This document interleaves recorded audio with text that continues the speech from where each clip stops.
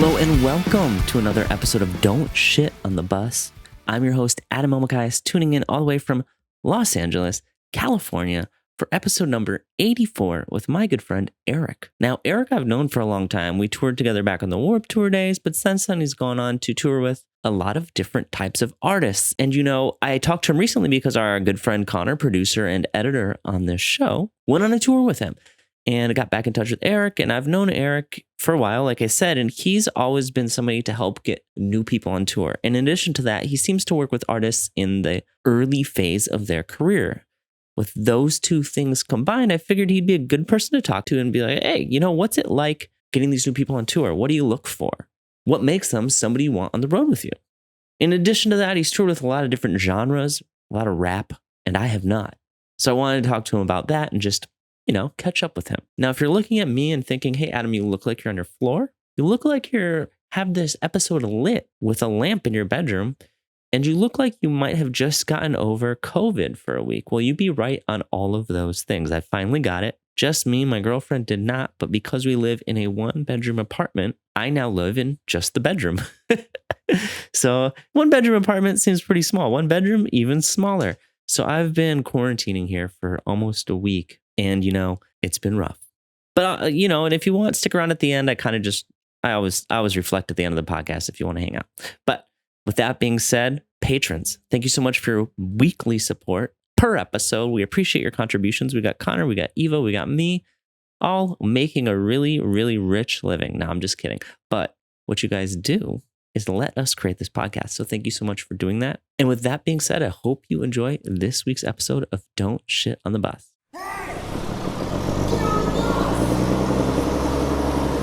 All right, what's up, Eric? How you doing, man?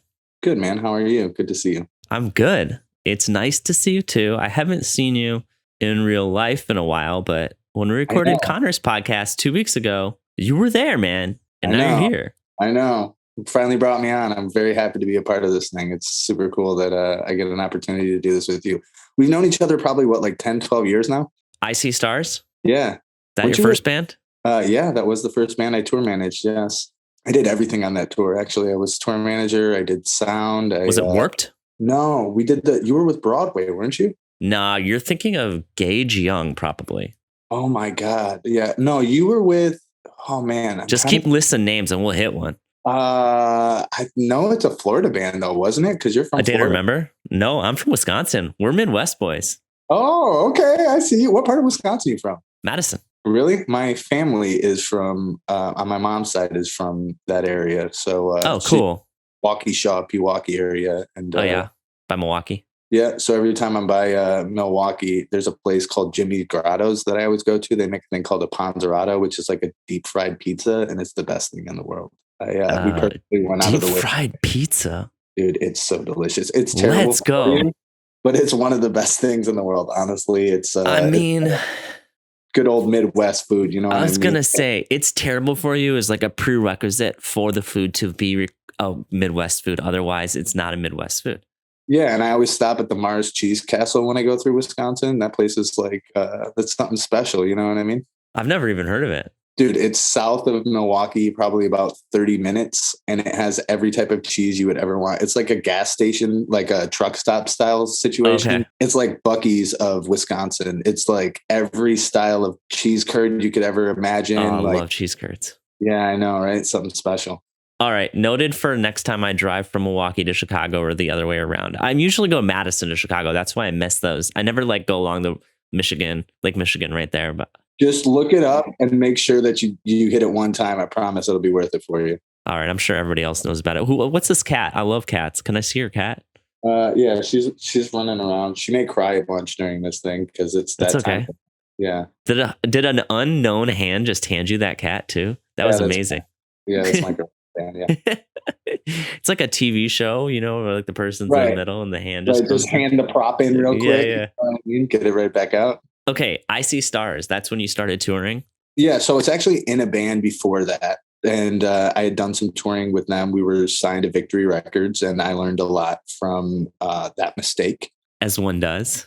Yes, definitely. And one of the reasons why when I started working with I See Stars was because I was really keen on trying to make sure that bands didn't follow the same dumb footsteps that I followed, you know what I mean? In your band? Yeah, definitely. I mean, just signing with Victory, we had other, opportunities. I had talked with Ash from Sumerian and a couple of other labels at the time. This was for your band. Your band was in Victory Records? Yes. What was the name of your band? We were called Red Eye Flight. Oh, I know of your band. Yeah, I was on Victory Street Team, so like I know the posters. Yeah. Yeah, it was a fun little time. And basically from the time that we recorded to the time our album came out, everybody in the office had changed over. It was like the massive turnover rate. And so nobody that was there when we got signed was working there when that album came out. And it seemed like we were yesterday's news because no one was making any money off of it. So that was a very short-lived situation. And 3 bands later and some small tours. We did a tour with like a Muir and On Broken Wings, a couple of other like metal bands. We toured with After the Burial and nice stuff like that. And then For the Fallen Dreams several times because they're also from Michigan. I kind of, I was a promoter as well at a venue. So that's how I met the Icy Stars guys and we came around and all of them. Well, I was going to say like, one thing you said that I want to know more about is like when I went on tour with these people, I wanted to make sure they didn't make the same stupid mistakes I made, which obviously Victory Records, one of them, but everybody made that mistake. And sometimes it wasn't a mistake, just sucked. But what are the other mistakes you made that you told people? We just, we weren't ready. You know what I mean? Like, I think that we were kind of naive, we were of the MySpace era. So we thought that, count of songs on MySpace mattered and things like that, which I do think is, streaming is now such a relevant thing. But at the time, like, that wasn't really how analytics were going for labels. They were still trying to press CDs and do all those types of things. And, we had been told that we should change our band name, which is something that I was kind of keen on doing as well. But the rest of the band thought like, we have too many fans, we shouldn't do that. And then little did we know that like, we didn't really have that many fans. It's very relative, huh? Yeah. It's like you think you're bigger than you are in the situation. And, hindsight being 2020, knowing a lot more about marketing and stuff like that, it was just probably a decision we should have made because I think that we would have gotten a lot farther along the way with just something as simple as that. You know what I mean? I know it sounds crazy, but there were some other, things where like I spent a lot of my savings on trying to make a dream happen that probably wasn't that real. I just wanted to convince myself it was. And, making that, like I said, we had gone through 3 vans. We had a couple of engines blow up and, just trying to band costs. Yeah, of course. And trying to keep things going when like financially it didn't make sense probably was a massive error that I tried to avoid for other people moving forward. And I had a good prowess of like, being a promoter, knowing how to settle shows, how back end worked really well, merchandise ideas, things of that nature. So I just wanted to start implementing those ideas to people. And I was also a sound engineer. And so, being able to double duty means that it's one less guy in the van and it was easier to bring me out because I could be multifaceted, Yeah. And that's how you were like, all right, what's up, Icy Stars? I could do all these things that aren't involved in playing the music. Take me out on tour. And then you went out with them. But, it's weird because like I've run into intermittently I've known you for a long time. And this is the story with most crew people. You run into them like intermittently. And if I could pick out, I have like points that stick out to me in head about people that I know. And for you, it's smoking a blunt behind front of house, dancing to Lil Uzi Vert, and then doing the same activity, but with ASAP Mob. Yep. And then that's really and then I think I saw you at Wireless Fest one time. I don't know where you've been. Definitely. We saw each other overseas. I do recall running into you overseas and being like, how in the hell are you here right now? Small world sort of situation, but like always great to run into you in those types of times. And like, I mean, I worked for Warped Tour bands to start. I worked for like Our Last Night and Alexandria and all those types of bands. Worked for Breathe Carolina for a little bit. And then my transition kind of happened with T Mills or Travis Mills as he likes to. I remember Travis. Yeah, I worked with Travis, which was kind of Warped Tour, also kind of hip hop, Also kind of MySpace at the time, I think. Yeah, almost still MySpace. Somehow. Yeah, definitely. And that kind of transitioned me more into pop and hip hop bands or acts because I've always been really good with auto-tune, which is something that IC Stars used, something that Asking Alexandria used. All of the Warped Tour bands that I did, Breathe Carolina, they all had that very auto-tuney type of vocals at the beginning, you know? What's it mean to be good with auto-tune? You got to tell me. Do you like control it? Yeah. Yes. So I would program all of this stuff. I would make rigs for them, so it was easy to, you know, carry outboard gear. And before a time where everything was digital, you know, a lot of us were just carrying around like a little rack-mounted auto-tune, and I would put a compressor in there so it was nice and compressed and sounded the way it was supposed to. Oh, wow. Set up MIDI so that they would just be able to change songs real easily and, you know, things like that. And I learned a lot about playback and all those types of situations. I really just try and, you know, every time as things, you know, progressed, I tried to learn more so that I was more of an attribute to whoever I was working with. Yeah, you're like, and we had this guest on 2 weeks ago who his name is Kenny, but he talked about being a stagehand and how you when you start out in any part, you want to be very general in it. You do everything so you can get any job. And then when you find something you really like, you specialize in it and kind of move forward in that area. And that kind of reminds me of what you're doing, where it's like, all right, I'm just going to learn all these things and specialize in things. And then eventually, when you were going out with Lil Uzi Vert, ASAP Mob, and filming it, who else did you work in during like 2016 to now? Ty Dolla $ign. I worked for Joey Badass. Okay, a lot of rap. Yeah, directly for ASAP Rocky. I also did like Sabrina Carpenter, which is a pop act. I did Kalani for a while. I've worked for Summer Walker. I mean, there's a long laundry list of people that I've actually worked with. What were you doing for these people? Mostly tour manager or production manager and sound. You know, it's just one less personality that people have to deal with on the road. One less hotel room to pay for all of the time. Like, oh, because you were doing more than one job is what you're saying? Yeah. So it's like having several crew members in one, which was something that kept me going for a while. In my more recent years, I've tried to stick mainly to one job just because, you know, I had somebody a long time ago tell me, like, do you think the reason why you only get hired for double duty is because you're not good enough to just do one? And that really like stuck with me for a while. Did that hurt? That would fucking hit me deep, dude. Yeah, what that do to your mind? I literally was like, man, maybe you're right. Maybe I should be thinking a little differently on this. So, you know, I definitely in my more later years, unless it's a younger act and I have a lot of confidence in like where I think their growth is going to be, then, you know, I mainly try and stick to one thing. So like right now I work with A AP Ferg. I'm only his tour manager. When I worked with Jaws, I was just his production manager, you know, and well, I also do a lot of creative now as well.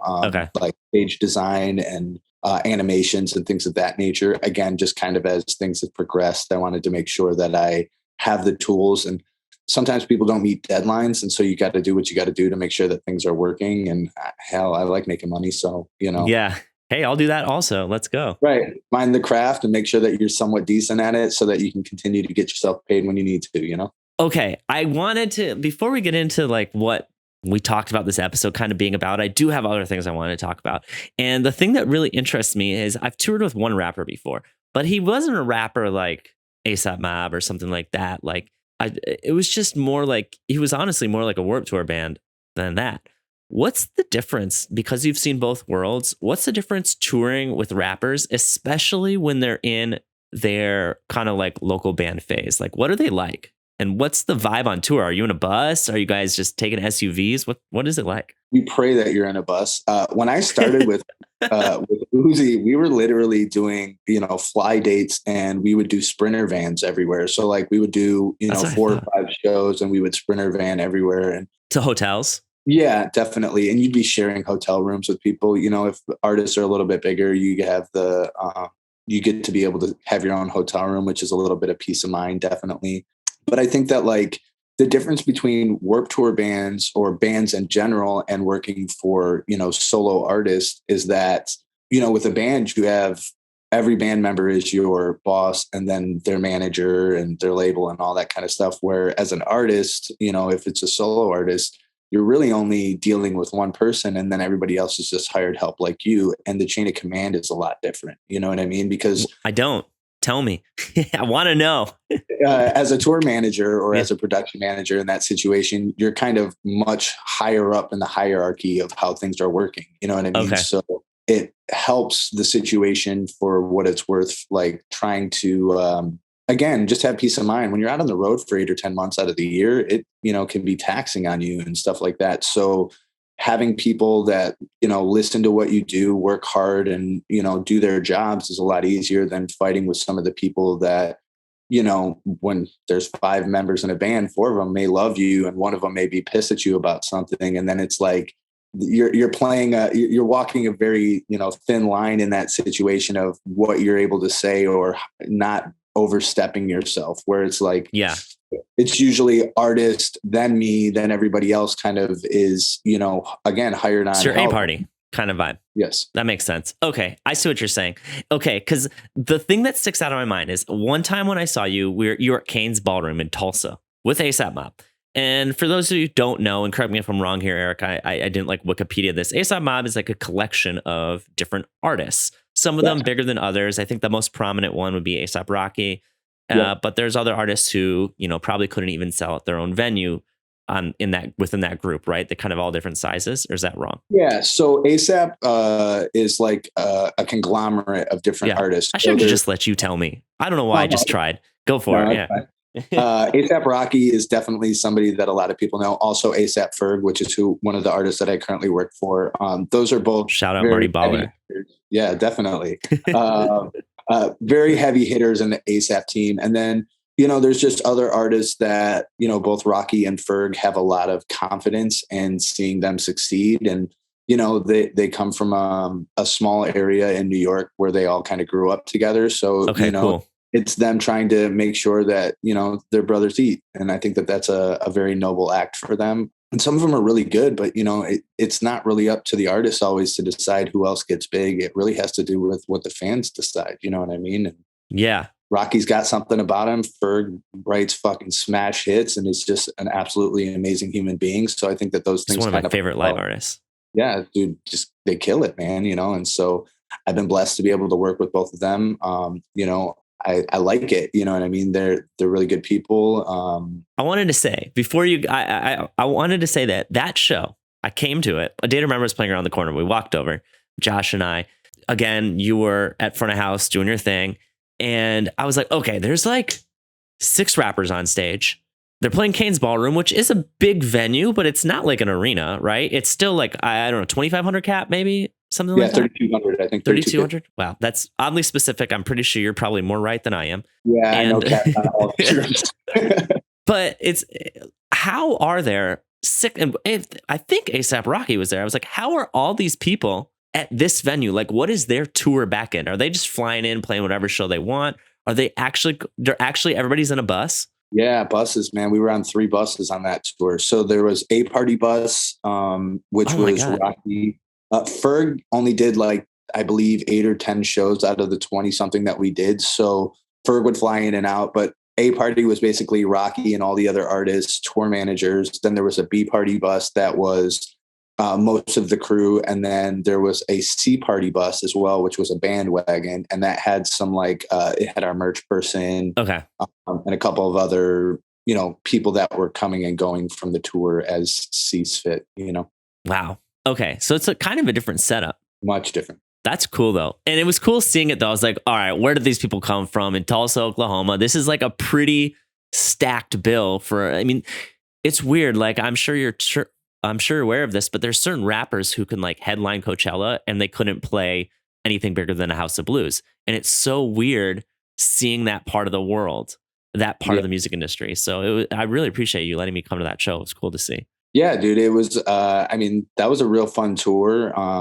It was kind of stacked differently too. It wasn't like artist after artist performing so much. It was like the whole group performing, and then people would go off and like one artist would do like 4 or 5 songs and then other people would come back in, you know what I mean? Like kind of 3 hours of just straight them, playing off and on, and it was much different than your normal like opening act, support acts, direct support, headliners type of situation. It was just kind of like a free for all. So that was a lot of knowing when mics were turning off and on and stuff of that nature, you know? Oh my God. Was it like that off the stage too? I feel like in my head, band world, as chaotic as it is pretty organized and is surrounded with, it's organized because the crew for the most part on the bigger tours has been doing it for longer than the artists have.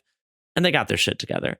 For you guys, or for the artists I've been to that are more in the hip hop, rap, and sometimes even smaller pop worlds, it's a little bit more of a free for all. Was it like that on there, or is my impression of it just wrong? Like, No, it's definitely like that on there. So what's that like? Can you talk more about that? I just want to know, like, what's a free for all tour? So somebody who like maybe is touring in hip hop, I haven't talked about it at all on here. There was a lot of audibles that got called. I mean, we never had the same set list every night. Was something changed, and it was, you know, knowing who's, again, it was kind of like just being as attentive as you could to the situation. And even then we would get set lists probably an hour before the doors, and those would go off script all of the time. You know what I mean? So it was like I had to know songs immediately so that I could change tune, know whose mics had tune and whose didn't, and all of those types of scenarios that were happening. It was a little bit of chaos, but I mean, to be fair, there's been a lot of chaos that I've dealt with in my day, and I just kind of try to be as good as I can, and, you know, like learn how to predict what things are going to happen so that it doesn't come as such a shock when it does, you know? Okay, that makes sense. Yeah, I feel like hip hop DJs and those worlds where it's more like one artist or the team's a little bit smaller, they're kind of a little more free flowing than bands. They kind of like are like, we're going to do this today, we're going to do that tomorrow. And the bands are like, here's the day sheet, here's what we're doing, we're on tour. And it's like more of a thing. And okay. Definitely. But if there's 5 or 6 bands on a tour, though, it's like you got to know whose drum set's coming up when. And yeah, like that's true. Who's sharing guitar, like cabs and stuff like that. I mean, I think that it's funny because a lot of the guys in the hip hop world that I know also came from the Warped Tour world. And that was just because we all, you know, had to know, like, sometimes you're playing at 10 o'clock on Warped Tour, and then the following morning you may be playing at 11 a.m. And like, there was never really a set schedule. You were on different stages. You were lugging your stuff across fields, you know, in 105, 110 degree weather, and just trying to make it work, you know, as best as you could. And so you just had to be as on your toes as you could. And then going into the other side of it, because it's so lax, it's a lot easier to kind of perform because the pressures are different. You know what I mean? Yeah. Okay, that makes sense. Damn. Yeah, I feel like Warped Tour is one of those things where it's like, oh, I can do this. I've done Warped Tour. This is fine. We're good. Yeah, right. I did merch on Warped Tour. All right, like whatever you want me to do, I could do. I didn't do it, but people have. I know, but it makes or breaks you, man. You know what I mean? Like those style tours, and like even the, you know, some of the smaller tours that I did during that time, like 6 bands would be on the tour, and then they would also put a local support act on, and you're just sitting there trying to figure out, like, in a 700 cap room where you're going to fit, you know, pizza, 5 or 6 sets. Yeah, lots of pizza and lots of ramen noodles those nights. You know what I mean? Pizza, peanut butter and jelly. Oh man. Yeah, I got real used to eating bags of. I used to buy the barbecue twist Fritos because they had a lot of calories and they filled me up, and it was only 99 cents at the time. So I was like, well, I guess this is my dinner for tonight. You know what I mean? Keep it pushing. Dude, I relate to that. Whenever I go to a restaurant, even nowadays, I'm like, what has the most calories? Because it's a lot of food, not because it's fried, but because it has sustenance in it. Yeah, and that's how I buy it. Afterwards. Yeah, definitely. I think I've been trying to eat a little bit healthier since I've gotten older. You know, you just don't tick the same way as you did when you were in your 20s. So I kind of watch a little bit more what I eat, what I drink, stuff like that. But, you know, for the most part, there's also nights where you don't eat for 10 or 12 hours because the show's running long, things are going wrong, and you just kind of have to figure it out. And then you're putting whatever you can in you to just keep you going. Yeah. Yeah. Just fuel at that point. Oh, man. All right. So, like, you've worked for a lot of artists. Are you getting fired? Are you just bouncing around? What's going on? Like, it's pretty cool. Like, you're so good at starting new gigs. I respect it. I have been fired a couple of times. I can't lie and say that I haven't, but it's always under different circumstances. Yeah. You know, times management changes. If management changes, they more or less will clear house. Yeah, it's not your fault always. Stuff just ends. That's just how a relationship ends sometimes. It's definitely been my fault as well. But no, I've also, you know, I've quit some jobs, and there's album cycles, you know what I mean? And when people stop touring, I still got to work, you know what I mean? So another artist hires me on, and they've got the next 8-10 months kind of busy, Yeah. that's priority. I got to put food on the table. I got to pay my bills. I got to make sure that, I'm continuing to build my empire, quote unquote. And, so if an artist is going into the studio for 4, 5, 6 months, there's no work for me there. And, Yeah. A lot of times it's a no harsh feelings sort of thing. Still have a lot of great relationships with some of my former employers. But they are, it's just one of those things where you got to keep working, man. I heard a saying a long time ago in the industry where it's like, artists come and go, but crew always stay around. And it's kind of the name of the game, is like, you just make yourself as available as you can for the artists that are out there that are looking for it. And as long as they can pay my wage, then I'm more than happy to help them, What's it look like for you for somebody who's been in the industry working for artists? And the thing I like about you is that you do find your way into new groups. And I always see you posting about looking for a new crew. How do you make sure that people know you're available? Like, how are you getting more jobs? And maybe speak to like the past 6 years. I'm not talking about like earlier on. If that makes sense. A lot of it is word of mouth. Yeah. Honestly, we in the crew world kind of have like a good conglomerate of people that kind of reach out to each other. I try and do favors for people, or, give people gigs so that I know that if they are too busy and they hear of a gig that, I'm one of the first people on their mind. I think that paying it forward is a big part of keep going in the industry, and my resume has been passed around even when I don't send it to people. That's always nice. You know what I mean? I've gotten calls from people that are like, so-and-so referenced you, things of that nature. And, it's like a cold call, and that's always a good feeling, because it just, it means that I'm doing my job right and that people are speaking highly of me even when I'm not around. So that makes a lot of, that makes me happy, Dude, yeah, that's a good feeling. It's good to know when someone's like, hey, I heard about you from this person. And you're like, really?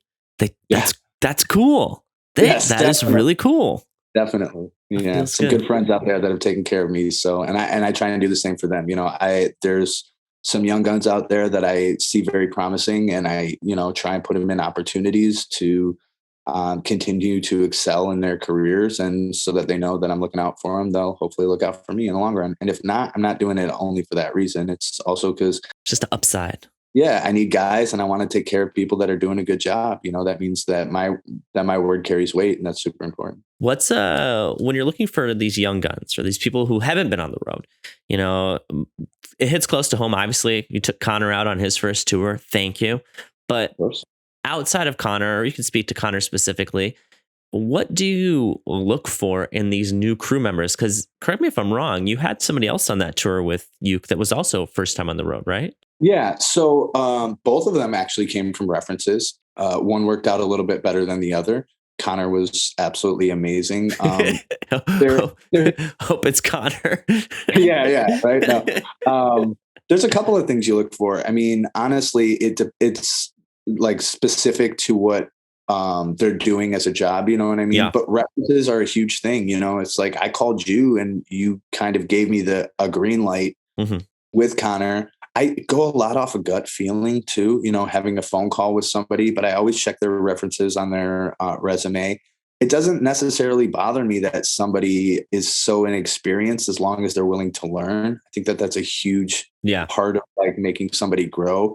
And personality, man, personality is like 90% of what keeps you in jobs and on the road. It's like, if you're able to, because you're living with these people, you become very like close to them. And if it's somebody that you clash personalities with, then it's a lot harder to do your job. You know what I mean? Like I know firsthand that I've also clashed with some people, and that's probably why I'm not on the road with certain artists anymore.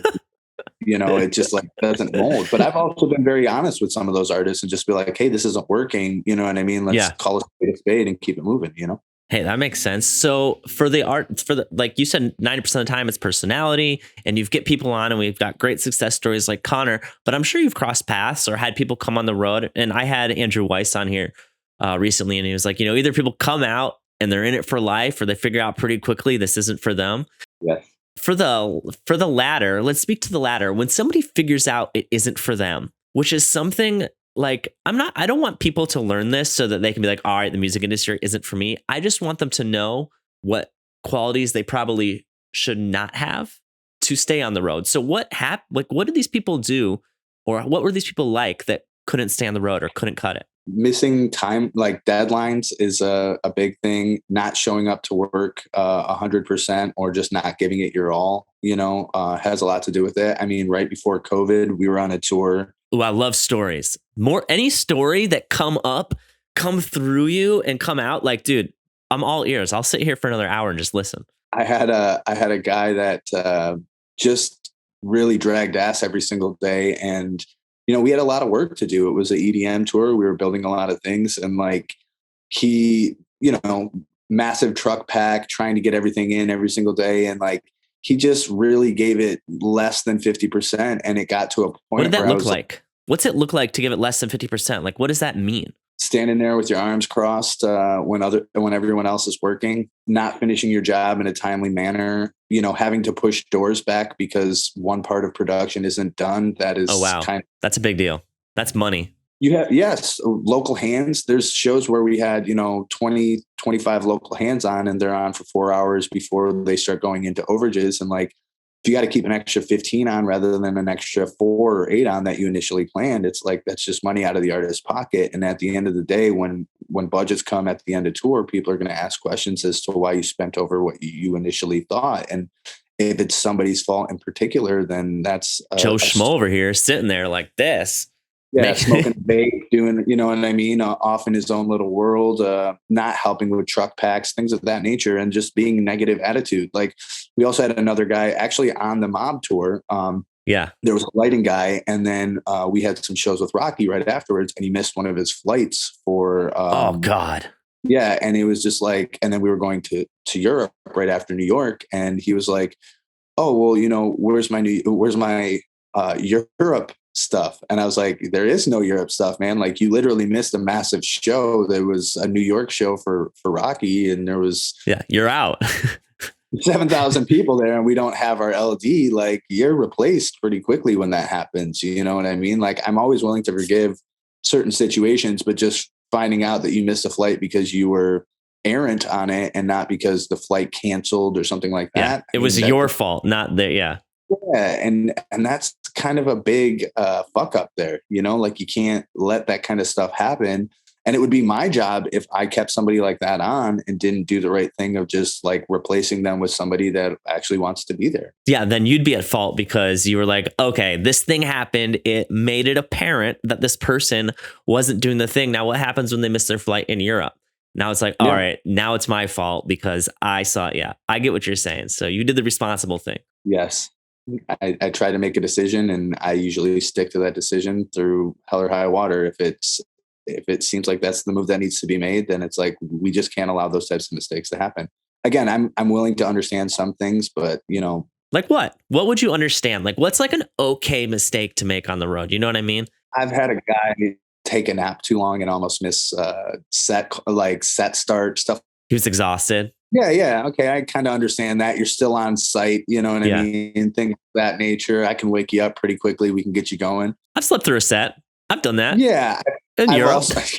It's happened to the best of us. I think the worst part was nobody noticed. I was like, all right, this is bad. I'm a photographer for me, so it doesn't matter. Yeah. But what were you doing? I'm doing sound, and I don't show up to the board when it starts. I think that's a big. Oh yeah, you're in trouble. Yeah, I don't know if that's something that doesn't get me replaced in that situation. But yeah, there's other little things where, like, if you don't know any better too, like bringing friends into areas that they shouldn't be in, stuff like that, like a lot of times there's an artist room and then there's a crew room, and you don't want to bring, people that don't know how to be backstage into the artist area, or like walking around. I've even caught people, obviously I used to smoke on the job all the time, but like people being a little too intoxicated before sets. Yeah, that's a one time, like, hey, I tell you, you got to tighten up, or next time it's just going to be a different story. You're out there to have fun too. So like I look the other way on some situations, but then again, there's times where like massive fuck ups happen, throwing a switch on a distro like electric, and it's supposed to be 208 and it's at 110 and you blow 20 fixtures. That's $10,000 fuck up. And I got to tell you that's pretty much, all right, well, next guy that can come in as soon as he can is going to replace you. And it's no hard feelings, but hopefully you learn from the mistake of like, this is serious enough to where you shouldn't do it again. And maybe you should be more mindful moving forward. Yeah. No, that makes sense. Sometimes I think too, when people make mistakes, I usually take into consideration, and I'm not saying this like I'm not a tour manager. I'm just thinking how I would think when I work with people. Like I work with Connor on this a lot, or people who are working under me. And I'm like, all right, they made a mistake, but the other 99% of the time, they're fucking crushing it. And that means so much because like your dude who's crossing his arms, you make a mistake and he's crossing his arms like, all right, dude, you're not doing anything though. Now you got to go. Right. Definitely. I mean, we're all human, man. So we make mistakes out on the road. Yeah, exactly. Nobody's perfect. And I fully understand that, and I think it's also how people take it too. If people dwell on something that they did wrong and it starts to like take it too deep. Their next couple of days, like that can really be a detriment to the show. And, sometimes that's a stark reminder of who's really built for it and not, it's like, you got to kind of have some tough skin when you're out on the road because it's nothing personal. It's just at the time, like, I'm going to tell you what you did wrong and say not to do it again. You know what I mean? Like if you keep making the same mistakes, that's where the problems really happen. But if you're new and you didn't know any better, well, let's talk to you about it and let's make sure you don't make that same mistake moving forward. Yeah, that makes sense. And something you touched on really briefly, but I want to talk about because I don't know if I've had anybody else on here who would talk about it openly, but I think you will. Smoking and drinking on the job, just because we talked about casually about smoking with you, but my opinion, like I used to smoke sometimes when I would shoot and it was different for me. I'm a photographer, like I'm doing an artistic role. Nobody else's job really relies on me, but I was on a tour once where a guitar tech was smoking too much, I would say. And to me, my thought process was like, when they do make a mistake, now it's not just their fault. It's their fault because they also made the choice earlier to be inebriated in some way. I don't know. It like makes it worse sometimes, I feel like. What's your opinion on it? I mean, I used to have it on my rider that I would be smoking at front of house and for security. No, you did not. No, you did not. I swear I honestly did. But like, you have a rider. Oh, for like the venue, you mean? No, it was in the artist rider. I get what you're saying. I was just saying just look the other way when the front of house guy is smoking weed. But it really depends on the job. I think that like if you're obviously I would never want like a rigger or, somebody that's dealing with very heavy equipment or, dealing with hurt somebody. Yeah. Yeah. So there's definitely at that point, absolutely no drinking, no smoking in those situations. If you're a lighting person, that is an artistic situation. So I understand, maybe smoking a joint before you go and do lights because you're going to feel the music. In the vibe. They're just vibing, dude.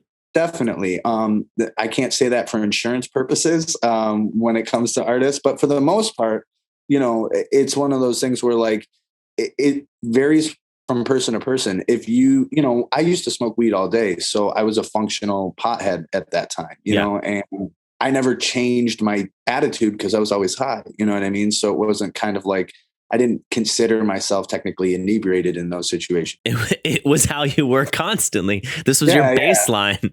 Definitely. This is me. All that I felt high I felt messed up when I was sober. So, but I do think that it kind of comes person to person.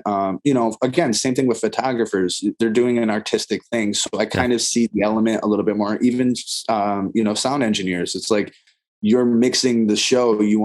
I used to always be like, oh, well, everybody else around me is probably fucked up. So I should have a little something in me to know what they're feeling like when I'm mixing the show. Now, as I'm older and I don't smoke anymore, it's more so a matter of like, well done, by the way.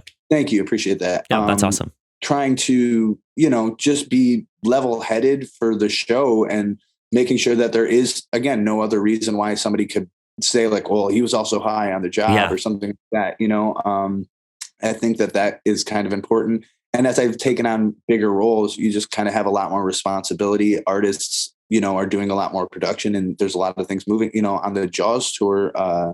We had a moving double-sided LED fin. What's a fin? Oh, okay. Like a shark that was video wall. And, there was rooms where the stage was not level and we were trying to, do all these things. And I'm just sitting there going like the amount of issues that could run into, if something went wrong and I was also high on the job, like that just would not be acceptable. If this ever went to a court situation or anything like that, it could be so bad for us. So rather than having something like that it's a liability. happen, yeah. I just wanted to make sure that like, if I'm, if this is under my wing, that I got to be responsible and there's no real reason for anybody to say any otherwise.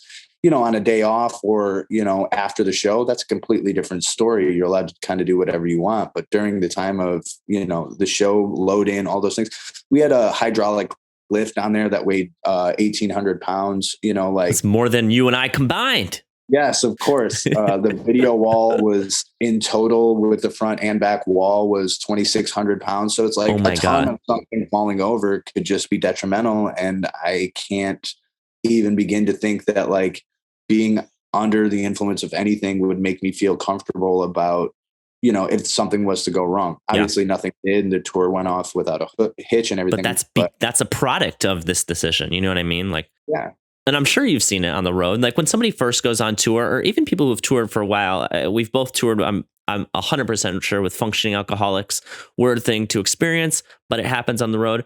With that being said, there's also people who come out and it's their first tour or they're newer to touring. And usually the limiting factor for people with alcohol or substances is a money issue, right? They're like, okay, I'm not going to go spend all my money on this, or an availability issue.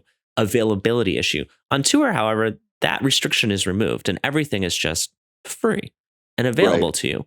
I was hoping we could speak some to like, especially since you've had such a wide variety of experiences. I think you've seen probably a lot more than I have. Have you seen somebody come on tour and just do too much of the alcohol? Do you know what I mean? Yes, definitely. And it's not just been alcohol. I mean, I've seen people with other substances as well that they just take too much of it. And then it's kind of a bad, you can just tell that they're not 100% with it, Again, it's like you're out on the road and it's a fun and exciting experience, exhilarating. But it really is. And I think that also people have a lot of anxiety. And so a vice to anxiety sometimes is a coping mechanism is using some sort of, drugs or alcohol. Right. Yeah.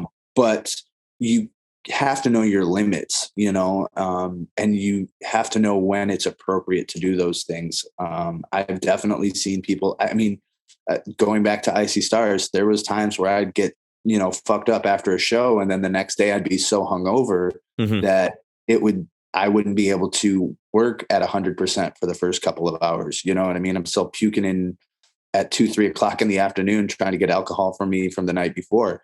Those things affect you, and it's a learning experience. Again, it's one of those things where it's like, okay, if it happens once, we talk about it and we try and move past it. But if it seems like it's something that becomes an every single day, and it's affecting your job performance, then, there's only so many chances you can give somebody before you got to say like, you need to take a step back and work on some of the personal issues you may be having before it would be acceptable for you to go out there and work for a bigger artist. Because, everybody wants to work for, artists and arenas and do these massive tours and everything like that. But they don't realize how many people are involved and what those jobs really entail. It's a lot more strenuous than you would believe. Very specialized all day too. Oh my God. Yeah. It's, like I said, there's definitely been days where I've done 20 hours a day. I sleep for 4 and I'm up, chalking the next morning for hangs and those type of scenarios, you just can't be fucked up, man, because if everything falls behind or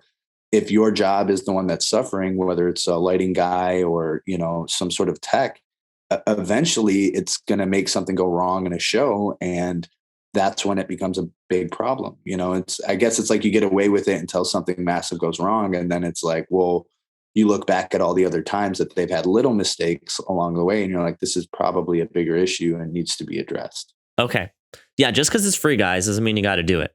I don't know. I just always thought that was an interesting part. And I've seen people come out for when people come for a day, like family and friends, they often, it's their concert night. You can see what it's like to have access to free alcohol for some people. But when you're on the road, I don't know. I think it goes without saying, but I just want to say, I'm happy we reiterated it because I've seen too many nightmare situations. Yeah. It's still a job, man. You know what I mean? Yeah. So it's like, would you show up to your 9 to 5 drunk? No, you wouldn't. You know what I mean? Like In theory. Yeah, amen, in theory. Right? It's one thing to go have a drink at lunch and like continue the rest of your day. It's another thing to have 4 drinks at lunch and then slosh yourself around through the last 5 hours. You know what I mean? And I think that goes to the same to the same aspects of tour. We had a guy show up buck naked one morning in New Orleans because somebody stole all of his clothes and his money. And he was blackout drunk. I'm just going back in my mind about, I don't really drink much. And I was going back in my mind about like, oh my, and these are like grown men getting blackout drunk and just everything's gone. Dude, I've been roofied on tour before. So, you know. Oh, wow. You got a good night's sleep or what happened? I don't remember much of what happened. That's scary. 3 days into working for a new artist and, made quite a fool of myself on the, when I got back to the bus. Luckily I got back to the bus.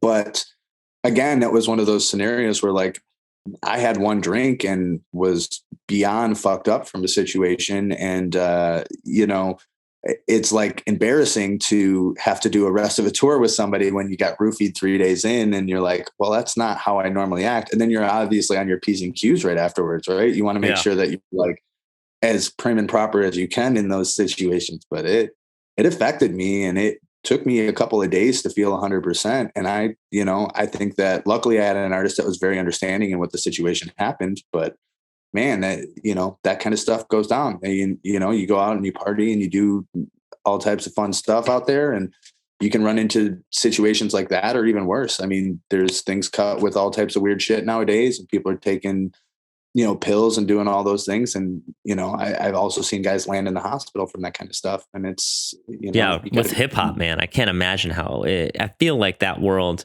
And I hope I'm not just making assumptions. Like it happens on all sides. I mean, to be fair, man, when there's a particular artist that I worked for in the Warped Tour world that was heavy into, all types of drugs. And, it was very sad to see somebody like that kind of go through it because again, it's like, if the artist is getting that fucked up, how is he going to notice that anybody else is getting that fucked up? Not only that, but he's trying to get the rest of the crew to do similar stuff. And it's like, that plays a toll on the situation. That's weird. Yeah.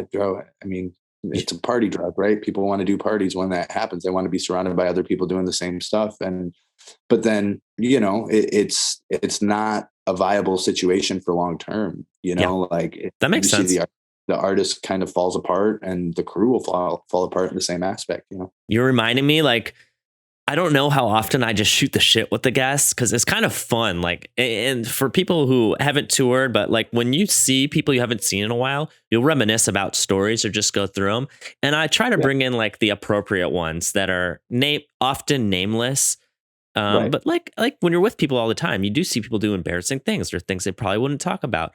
But I was going to say, like, I remember a Warped Tour morning, and maybe we're talking about the same artist, and that will remain unbeknownst to the public. But I remember I was waking up really early on Warped Tour to go fly my drone on like 2013, and I was sleeping on an artist bus that I wasn't working with, and I got up, and this is the first time I'd ever seen this because of my sheltered life or the way I've lived my life. But there was an artist that was still awake, and I was like, "What are you guys doing?" And they're like, "Oh, we're doing meth." I was like, "What?" Yeah. Good stuff. And I was like, what are you do? What? Yeah. I didn't think people did it. Like, I know people do, but like, I didn't think productive people did it. And they had just been up all night doing drugs. And I was like, this is weird. I don't understand. I'm going to go fly my drone. I named my drone, actually. I'm going to go hang out with it and fly it. You guys do this. But weird. Yeah. There's functioning cokeheads. There's functioning heroin addicts, man. I mean, it's, you don't realize that kind of stuff until it's kind of put in your face. And then it's a matter of like, you're touring around with that kind of stuff and everybody goes to jail if you get caught. So, it starts to make you think about who you're working for and why you're really in it. You know what I mean? I don't want my career ruined because my artist decided that he needed his fix. Yeah. Thanks for coming on the podcast and letting me tell my story, by the way. I hope that's not too rude. I just like to talk. You're fun to talk to. I haven't seen you in a while. It's kind of cool. Yeah, man. I always enjoyed talking to you. You're a good dude. So this is great. Okay. So another thing I wanted to know about was obviously you've taken a lot of different jobs. You've worked with people. Some relationships have lasted longer than others. When you're going into a gig and you start working with somebody, what are the telltale signs of like, all right, this is going to be longer than one tour? Like, how do you know when it works? So when other people go on tour, they can be like, all right, this is my fit. These are my people. I mean, again, dude, I'm huge on gut feeling, you know. Just going with but that comes from experience. Not everybody had like your first few tours. Maybe you had it, but it's based on your experience. For somebody who's not, like, give people the experiences that made up your gut, if that makes sense. I think just seeing how a crowd reacts to people, you know, like when I started working with IC Stars, you know, they were 15, 16, 17 years old, and they were an opener on the Dance Gavin Dance, the Skylit Drive tour, and they were doing the same merch numbers as the headliner. Yeah. You know, that's a firm believer that the artist has a longer career than. So artist success is important to you too. Like, okay, I see what you're saying. Definitely. I think that's part of the gut feeling too. You know, like when I started working with Uzi, I was out on tour with Hoodie Allen on the Wiz Khalifa and Fall Out Boy tour. And so Uzi did like 2 songs on the changeover. Max did songs on the first changeover, and then on the second changeover, it was Uzi. And I remember watching. They had artists playing changeovers? Yeah, because the changeovers were like 30 minutes long. I mean, that's cool. Really extensive stage designs, you know, so like having that long changeover. DJ Drama always does the Wiz Khalifa tours, and you know, he was the reason why Uzi got brought out. And I remember talking to Lake, which is one of the owners of Generation Now, Uzi and Jack Harlow's label, and I was like, I had seen this kid perform maybe 3 or 4 times in a row the first couple of nights, and I went up to him and was like, I don't care what it takes, but I want to work with this kid. Like, he just had something electric, and I hadn't seen that in that side of the world yet, that I was like, there's just something about it. You know, same thing when I started working with Black Bear. Like, Black Bear was on a tour, the Team Mills tour with Mod's son, and I just saw how the crowd was responding to him and was like, bro, I'll mix you every night. Like, literally for pennies on the dollar. Like, you're just a fan. I like music. I want to see you succeed. I'd like to be a part of this because I know long term that there's going to be some success in this, and it's, you know, it'll make my career last longer if I have an artist that I can get close in a close relationship with and that I believe in. I have to believe in the music nowadays. I don't just take jobs to take jobs. You know what I mean? Like, that is, luckily I have that ability to do so for working in the industry as long as I have. But it's something where it's like, I've worked for artists that I don't believe in, and it's hard to give myself, to give 110% of myself, because it's like, well, I don't know where this is going. I don't really see me staying around. So, you know, my drive isn't necessarily the same in those situations, but that's what it's always been, you know, like, I just see something special and I feel it. I see how the crowd reacts to him. I see how the music makes me feel, you know, and there's stars out there. You've seen them, you know what I mean? Like, sometimes you just see somebody go up on stage and you're like, these guys are fucking stars, you know? Yeah, you can feel it. Okay, so I see what you're saying for gut feeling. You're not talking about like the admin side of it. You're talking about like the essence and the spirit of it. I like that. All right, that's cool. I think the best drug in the world is a good show. You know what I mean? The high from the show and being successful, like seeing an artist just kill it. That's just something truly special. It's electric, man. And you got to be part of it too, which is sick. And it makes me happy. It keeps me going, you know? Oh man, I like that. Dude, as you were telling the story, like that's great. Okay. Because I made the assumption when you were saying going with your gut that you were talking about admin. Like, okay, how's their manager? How's their label? Like, how's the people on the road? No. And that's because I'm a little more logistical, you know what I mean? But like, okay, that's cool. I like that. The magic, dude. How's the magic? That's what I want to know about. Yeah, that's the feeling I look for. Even with, you know, one of my current artists, BoywithUke, I got a phone call from one of my friends. Shout out Uke. Yeah, Uke's amazing human being, absolutely wonderful human being. I got a call from my friend Adam that I actually had gotten private jets from in the past for some of my other artists. Fans? And he hit me up. Yeah, great dude. Got him. And he hit me up and was like, yo, I want you to listen to this artist and tell me what you think, because they need a tour manager and front house guy. And I was like, okay, cool. So I listened to 2 songs. And by the 3rd song, I called him right back and was like, yo, what's the deal? Yeah. Like, what do I got to do to make this happen? And I didn't even really look at numbers or anything like that too much. It was more so just, what I felt from the music. Like I saw something there.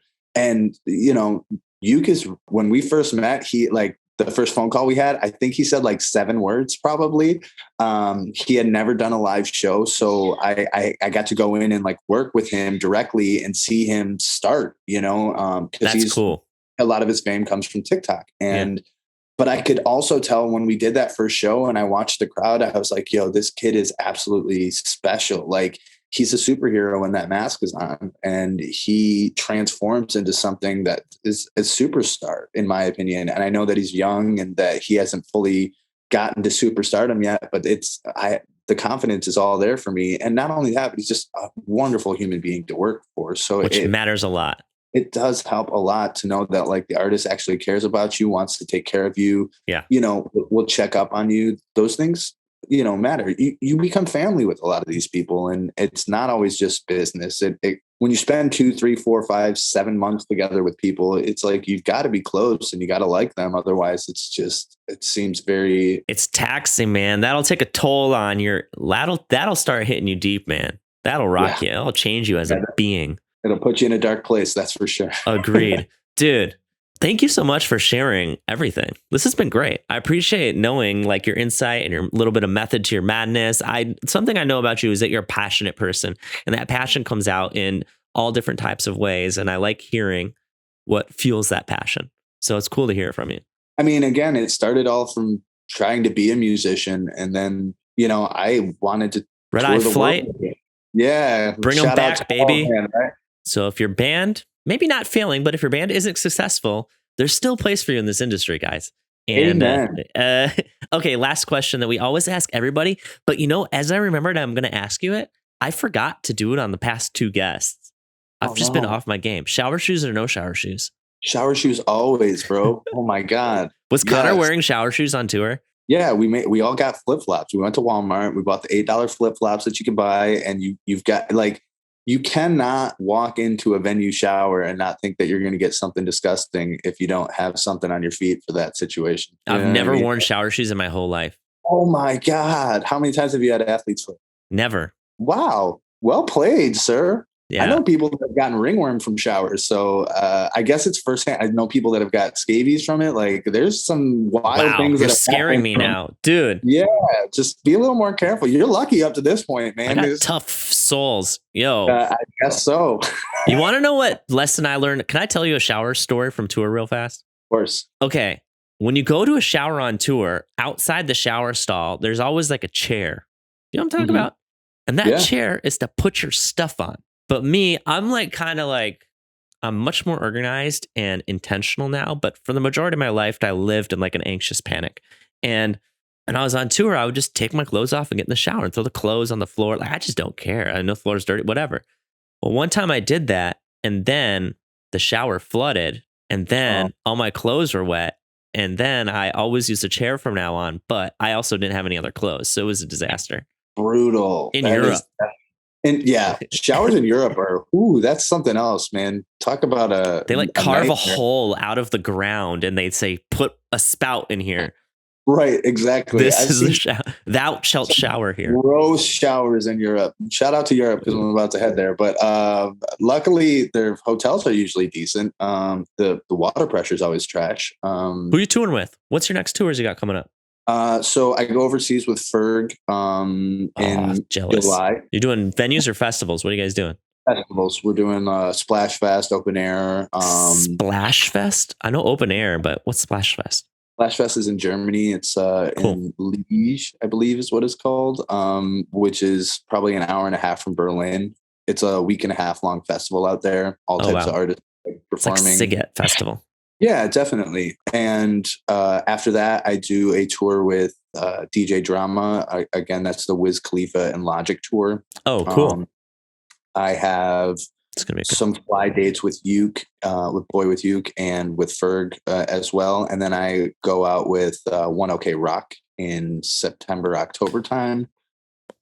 Great. US great dudes. Band. US tour. Yep.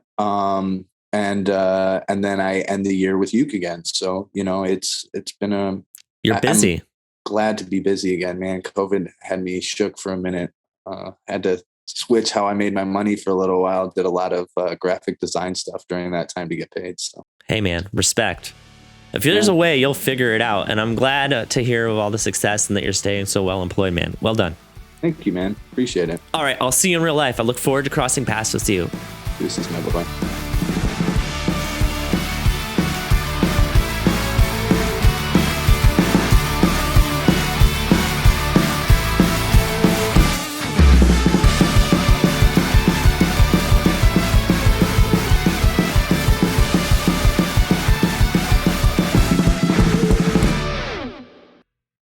So, like I said, I have COVID right now, currently. And this is the first week in the whole podcast where I was like, I don't know if I'm gonna be able to do it because I'm just like, actually, I mean, I've struggled with it a lot. Like, doing something once a week for 84 weeks in a row for me is hard. And, it's not like, it's not an easy task. Every episode involves writing the show out, writing notes, finding a guest, recording with them, and it just takes a while. So because of that, well, it took a while. But this one, I was like on my ass for a few days, like really knocked out. I just slept. I got COVID. I had to photograph a wedding last week for work. It wasn't being that irresponsible, but it's a wedding. There's a lot of people there. I had to fly. It's in New York. Got to see my good friend Tom. Vinny, congrats on getting married. It's wonderful to be there. I like photographing weddings, but man, it took me out. COVID is no joke. I think most people have gotten it. This was my first time getting it, with the exception of the vaccines. And yeah, there's a lot of things that come along with it that also were difficult, like the mental aspect or the sitting in the room aspect. So I'm trying my best. I'm excited for the podcast because it's a good way for me to have some social interaction. In addition to that, the book proposal was supposed to be finished this week. The thing that I take that's like the outline of the book, which I will share with you guys when it's done because I'm excited about it. But COVID again knocked me on my ass. So I haven't been able to finish it yet, but I will catch up this coming week. I'm excited for that. In addition, a little bit of more sad news, but something that happened that I wanted to talk about was about 2 weeks ago now, I got to go to Robert Ortiz funeral. It was at the House of Blues Anaheim in Los Angeles. And yeah, Robert was on this podcast. He was on episode number, I don't have the exact number off the top of my head, 30s with Mark Hoppus. He was our first like musician and artist combo. He was a good friend of mine. I was really sad that he passed away. He passed away from what's called an aortic tear, basically, or it's called something different than that. But basically, you get a tear in your valve by your heart and it just starts bleeding and you pass away. It's a little bit painful and then you're out. And unfortunately that happened to him. Very, very upsetting to the community. It was nice to see some friends I hadn't seen in a while at his funeral, but it was heartbreaking to see, kids without their parents, friends without their friend. His sponsor was there. He is a recovered alcoholic for 8 years. Good job, man. His girlfriend without the love of her life, and his parents without their kid, and his work. Everybody that worked with him without their good friend, and myself included. So, I think one of the hardest parts about this industry is that you do get a plus side is you get this huge network of people that you don't see very often, but you talk to once in a while, but you're pretty close with when you do see them. They're closer than an acquaintance, but they might not all be at your wedding. Do you know what I mean? But sometimes there's people who will be in your wedding party and you get pretty close with them. And Robert was this person to a lot of people. He was a very, very helpful person. And it was really nice seeing all the stories people had to tell about him. And I don't know about you guys, but I feel with the introduction of COVID into the world recently, I've had a lot more deaths in my circle than in the past. And that's saying a lot because I have a lot of friends not a lot of friends, but a lot of people in the music industry pass away from drugs or alcohol or things like that, or, just mental health issues. So this isn't a new thing to me.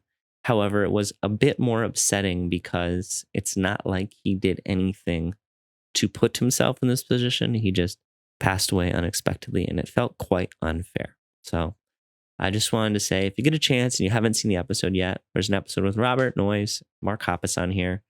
I really, really, really appreciate Robert. He was also a photographer. Go check it out.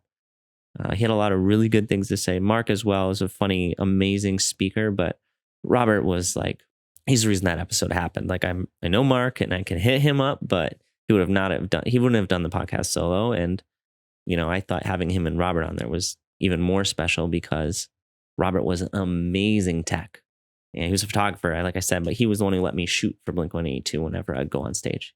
And yeah, miss his coffee. I'm going to miss your photographs. And that day, I went to I forgot to say, but I coffee is something that I shared with him. He really liked coffee. I like coffee a little bit, but I just like black coffee. I like pour overs, nothing in it. I like the taste of the bean, specifically Ethiopian blends. And Robert took me to this place called, I'm going to blank on it. Every time I go, I have to look it up. But I looked up the exact one we went to. It was called Porto. I'm blanking off the top of my head, which makes me seem like a bad friend, but I'm not. I just only ever went there once with him. So I went there for a few hours that day and, hung out with Robert, I like to say, had a coffee and just thought of him, missed him, and then proceeded to go close by to IKEA and buy some plants because that's what one does when they go to IKEA. But Robert, thank you for the coffee. Thank you for the good times. We'll all miss you. And hope I don't have to say any more of these things anytime soon because I only handle so many people passing away, man. All right. See you guys next week.